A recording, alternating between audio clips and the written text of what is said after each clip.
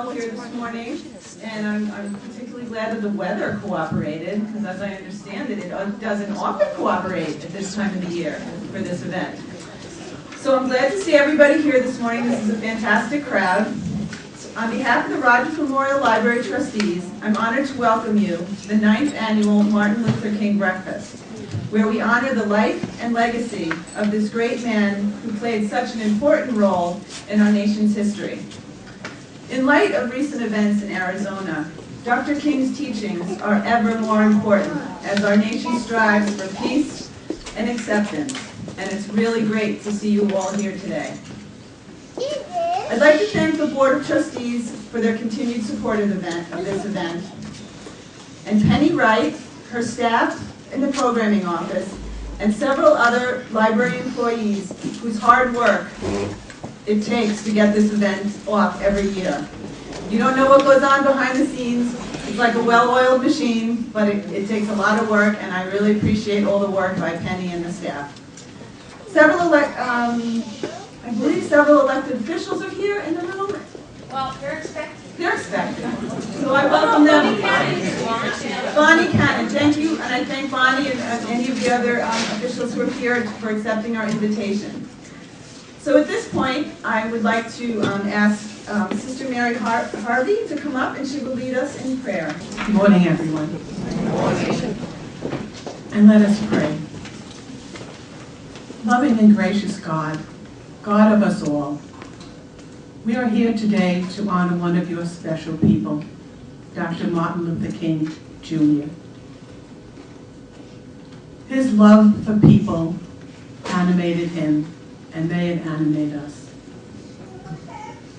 You are a God who loves diversity, and we see it all around us in our world of unique differences.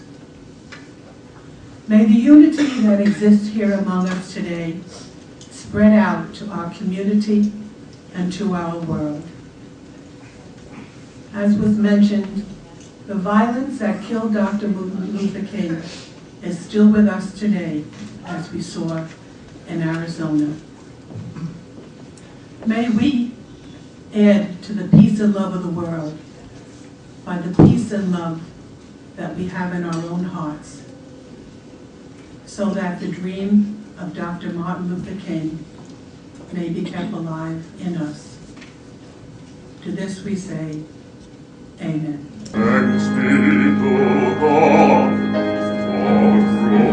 roses red, for skies of blue, and sunshine fair, for every gift I praise of them, and to thee, O God.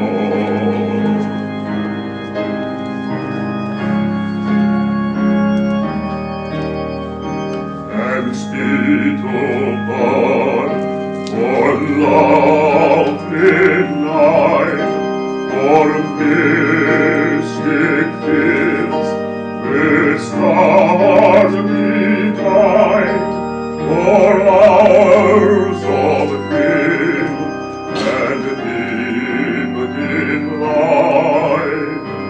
Thanks be to God.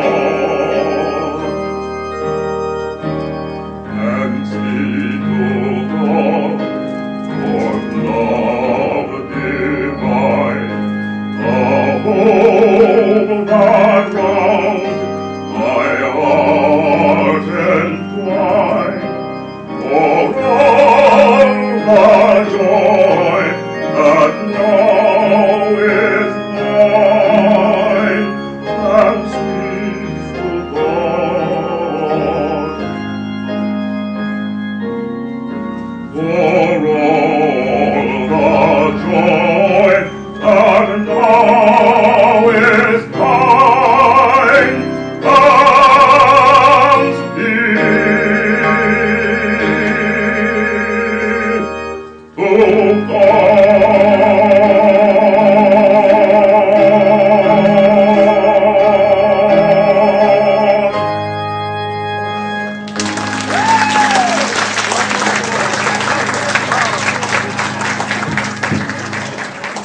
lovely to have Earl Huey back with us again after some number of years to enjoy his beautiful voice.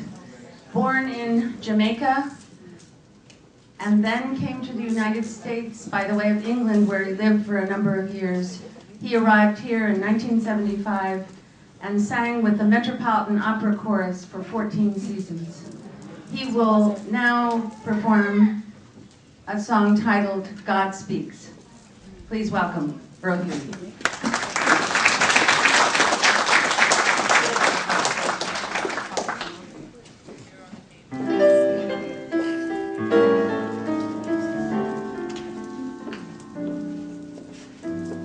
God speaks,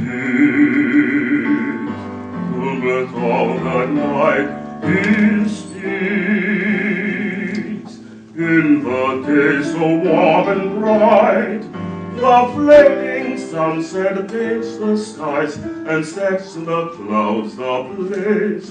God speaks in all these wondrous ways. God speaks in the mountains and the plains.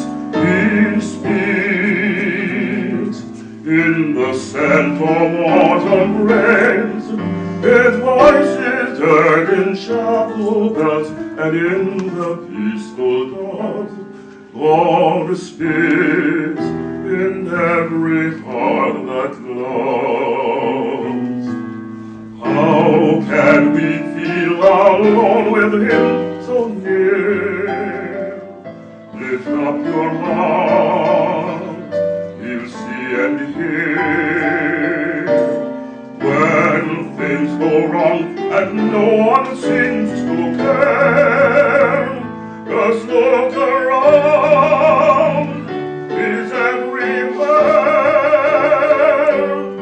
God speaks in the whiteness of the snow. He speaks, and the flowers begin to grow. His voice is heard in chapel bells and in the peaceful dawn. God speaks in every heart that loves. How can we feel alone with Him so near? Lift up your hearts, He'll see and hear. When things go wrong and no one seems to care, just look around, He's everywhere. God speaks on the mountains and the plains. He speaks in the scent of autumn rains, in mighty rivers rushing in their haste to reach the sea. God speaks in you and me.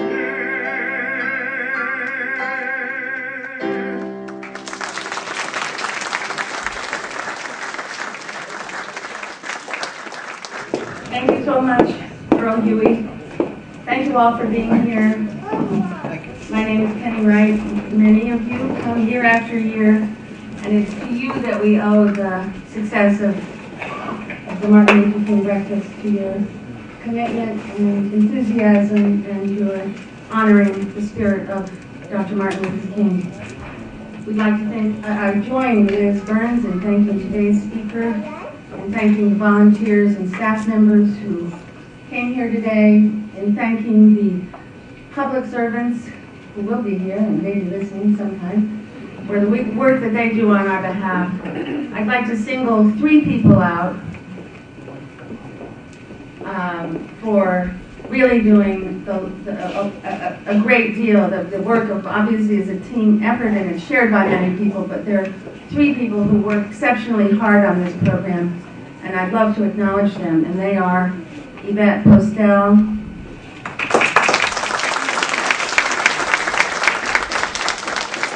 who's somewhere working, Liz Kane, Ooh,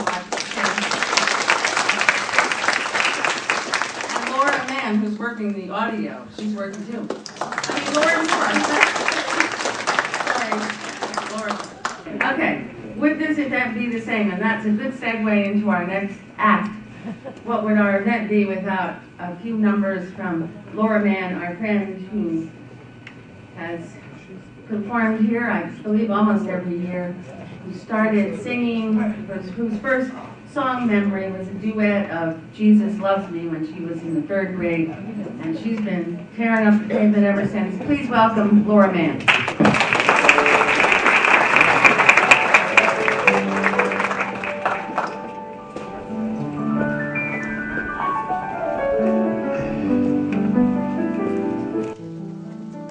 I want to say it's indeed a great pleasure being here.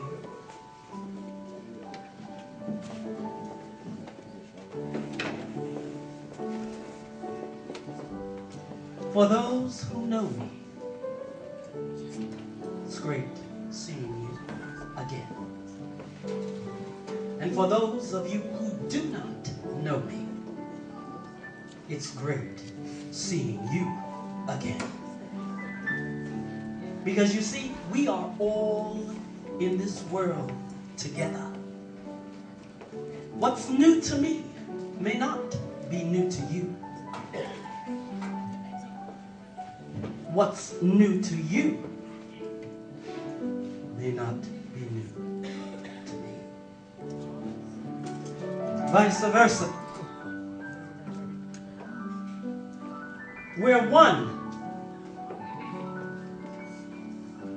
And although people tell us, no, it's not gonna be.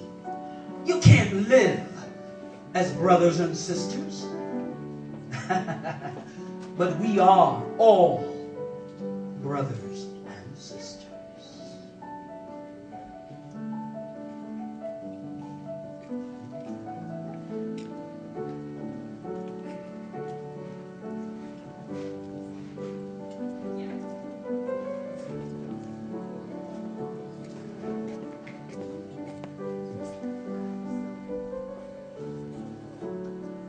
Imagine there's no heaven.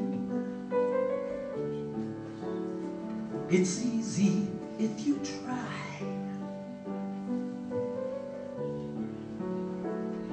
No hell below us, and above us only sky. Imagine all the people living life as one. Imagine there's no countries. It isn't hard to do. Nothing to kill or die for. No religions too. Imagine all the people living life as one. You may say, Laura, you're a dreamer. But I'm not the only one. I know this day you've joined us, for this world will be as one.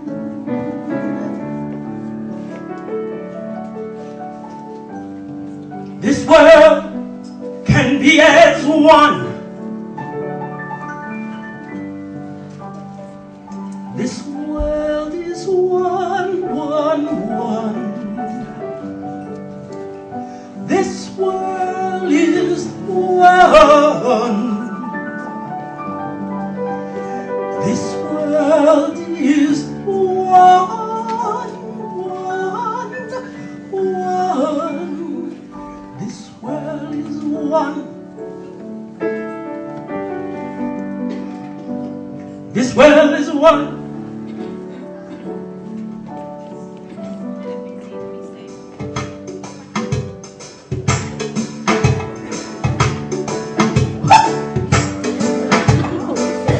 Yeah, this world is one.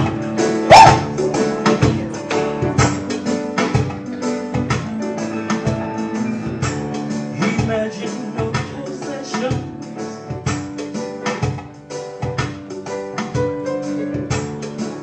It's easy if you try.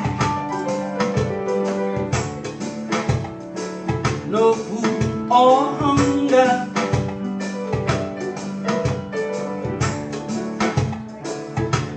Only love forever. Hey!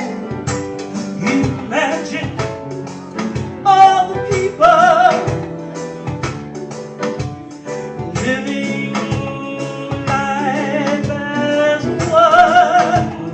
Oh, oh, oh. You may say I'm a dreamer. My, but I'm not the only one.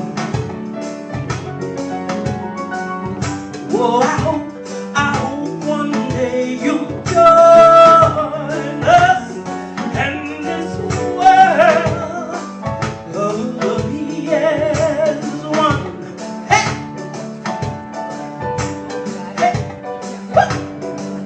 Be as one. Talking about you, I'm talking about me. I'm talking about the people, everybody I see. Yeah, be as one. Come on, be as one. Can't hear ya. Oh, we'll be as one. Hey, we'll be as one. Mama will be as one. Come on, come on. We'll be as one. Oh, got you, girl. Hey, we'll be as one. Come on. Hey, we'll be as one. Talking, talking, talking about we'll be as one. What? We'll be as one. Woo! Just you and me. What are we gonna be? Be as one. Be as one. We'll be as one. Hey, hey, hey. We'll be as one. All right, sister. Hey, we'll be as one. We'll be as one. We'll be as one. Hey, hey. We'll be as one. We'll be as one. We'll be as one. We'll be as one. We'll be as one. One people, one voice. We'll be as one. One people, one voice. We'll be as one. All together in the community. We'll be as one. We'll be as one. We'll be as one. We'll be as one. We'll be as one. We'll be as one. We'll be as one. That's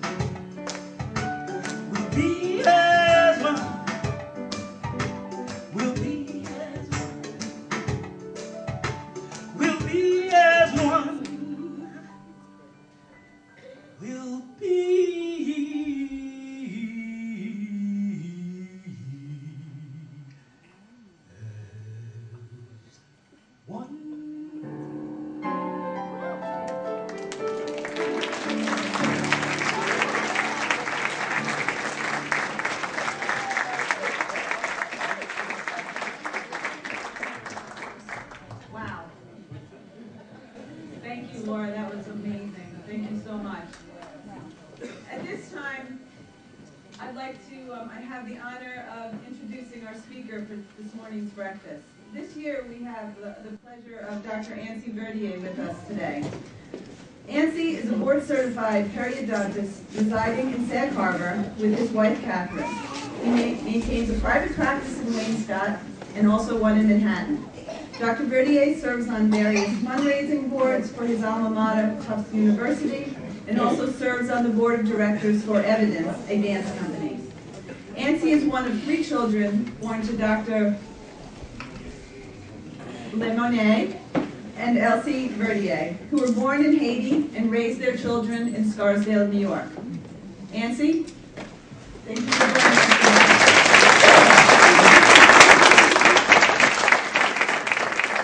today. Liz, thank you very much for that introduction. I very much appreciate it. And I want to first thank you, Liz Burns, and the trustees of Rogers Memorial Library for inviting me to speak here today.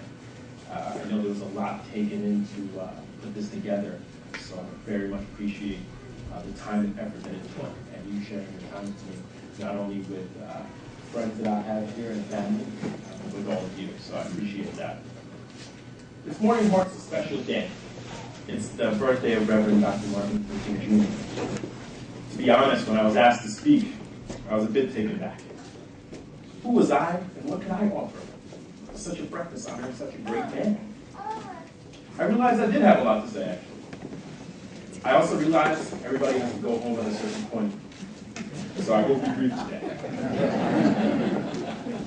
Dr. King means many things to me.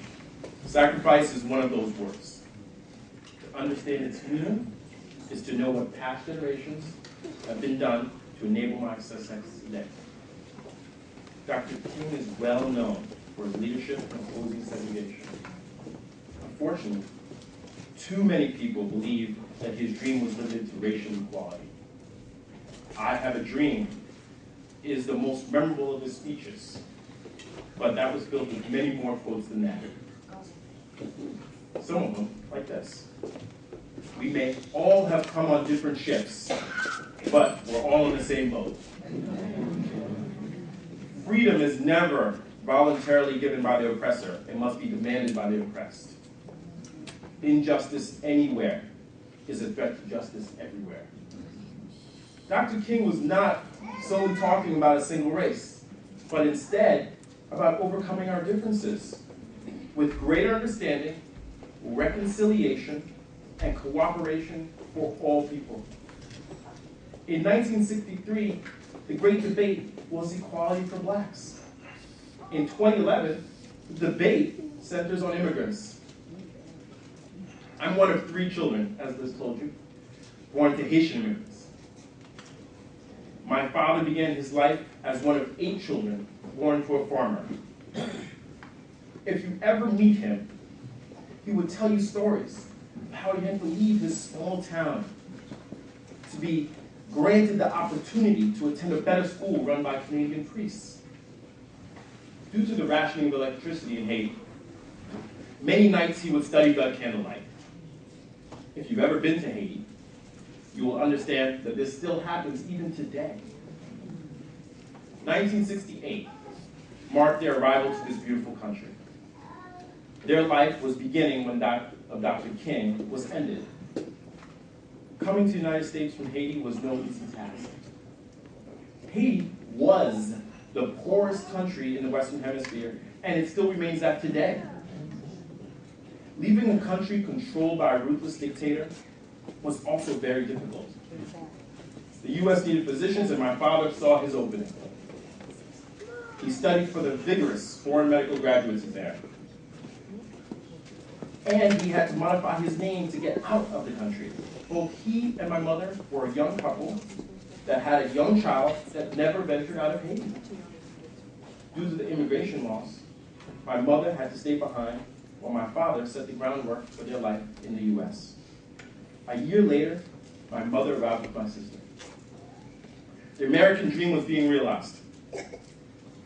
He was privileged to attend medical school in Haiti, and now he was privileged to be in the United States.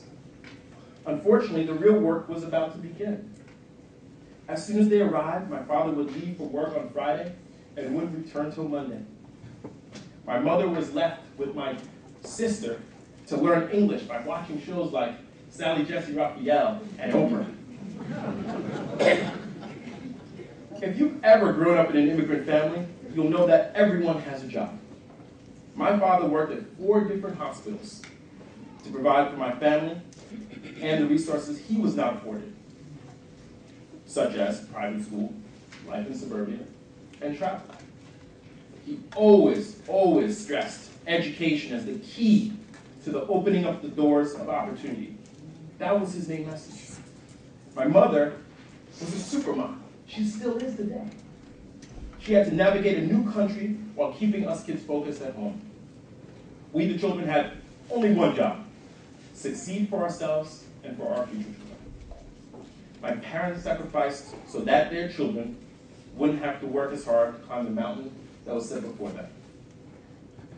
Dr. King understood the importance of sacrifice and its necessity to see change. What would Dr. King say about a Congress that refused to pass the DREAM Act last month? Or an Arizona law that denies citizenship to children of illegal immigrants? Even though my folks didn't grow up in the United States during the Civil Rights Movement, they surely understood the vision that encompasses all that they have provided for me and my siblings for a better world than Dr. King spoke of. Dr. King believed in a world of hope and possibility. People would become roots for future and anchored in dignity, sensitivity, and mutual respect. A message that challenges each of us to recognize that America's true strength lies inside the diversity of talent. He was willing to sacrifice all that he was: a preacher, a husband, a father, a brother, and a leader, to see a better world for America. His vision was for all people, of all races, colors, and ethnicities, to live in a world full of decency and respect. A respect for others and oneself was paramount message, reiterated constantly in the Verdier household. Even today, I have dinner with my parents every Tuesday, and I'm never disappointed by the lectures about work hard, son, work hard. It wasn't like I had much of a choice. I was afforded a top-notch education through the sacrifice of my parents. I remember hearing from my father on the first day that I stepped my foot on Tufts University's campus: "Son, remember, I'm not sending you here to meet girls, to get a part-time job, or to party. You have one thing: graduate with good grades," in his Haitian accent, good grades. It sounded easy, but when your father gets excited because the library is open 24 hours at your school. I don't think it's open here 24 hours, but it was open there 24 hours.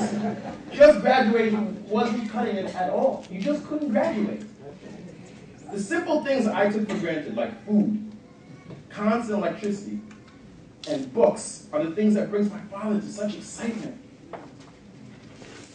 I learned from my family that hard work, determination, and opportunity, anyone can succeed in this country.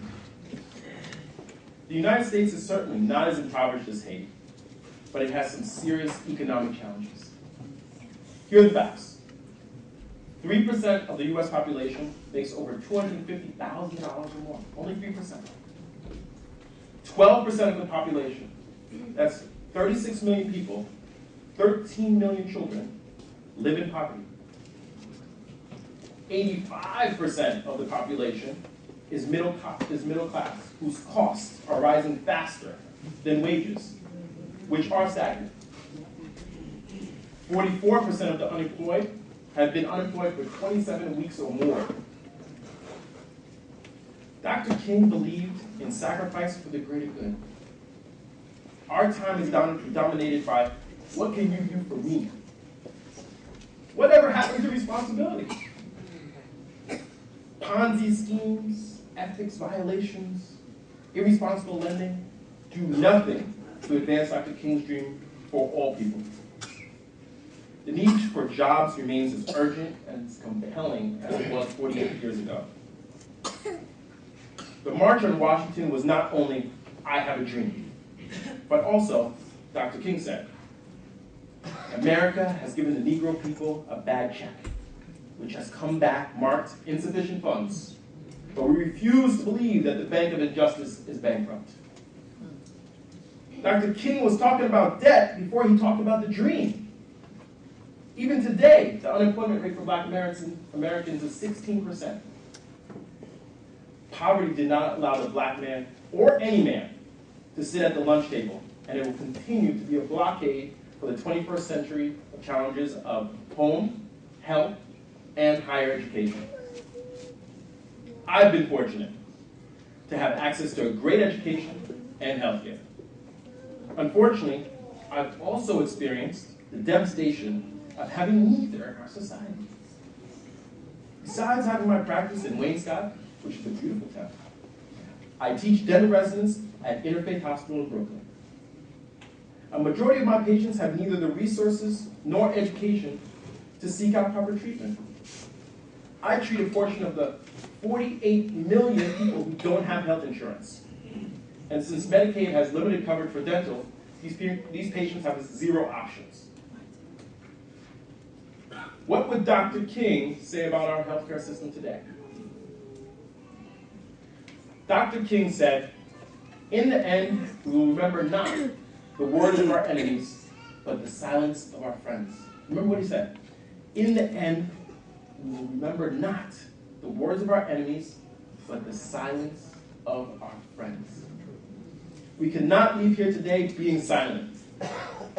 Little changes are the most important.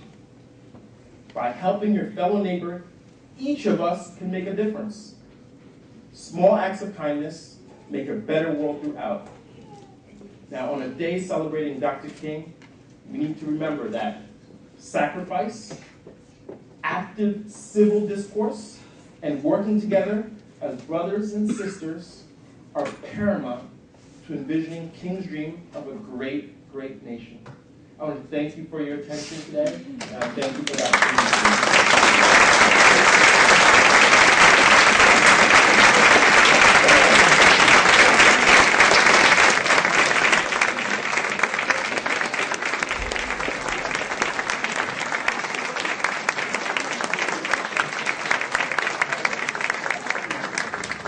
Thank you very much, Dr. Vivian. Since some of you are standing, let's all stand and sing a song. We will lift every voice and sing. Every voice and sing, till earth and heaven ring, ring with the harmonies of liberty. Let us rejoice in Christ, high as the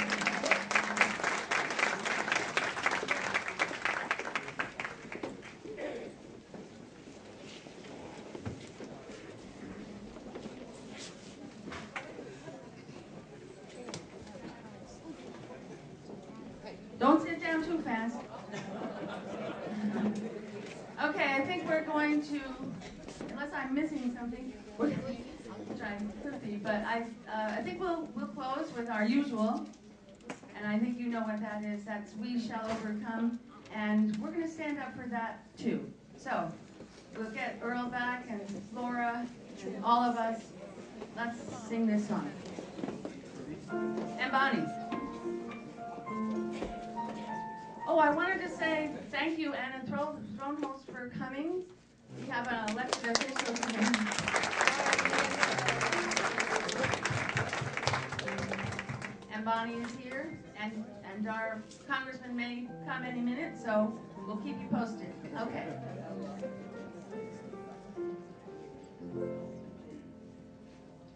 We shall overcome.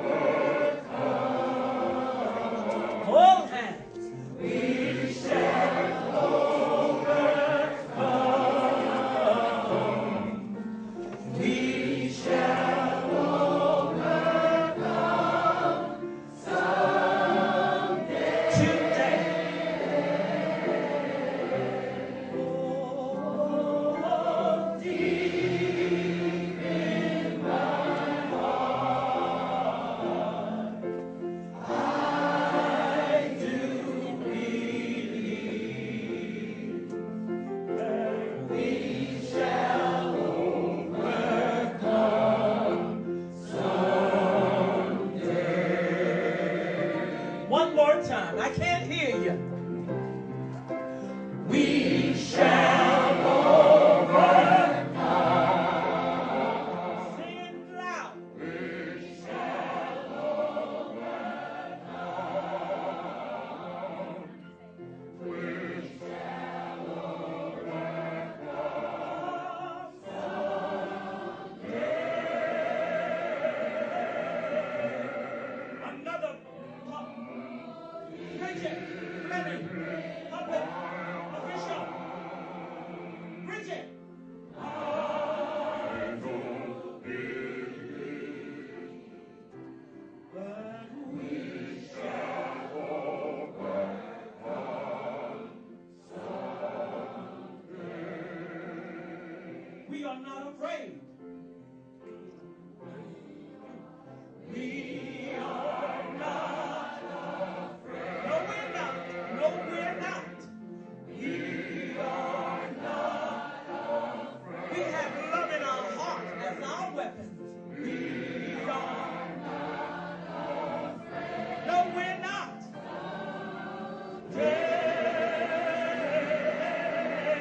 For what? Tell me, deep. Deep in my heart, Deep in your what? In your heart. Each and every one of us believes. we shall overcome someday. We'll walk hand in hand. We'll walk hand in hand. We'll live side by side. We'll live side by side. We will support one another. Support one another. Every day. Oh, Deep in my heart, what I don't believe that we that we shall overcome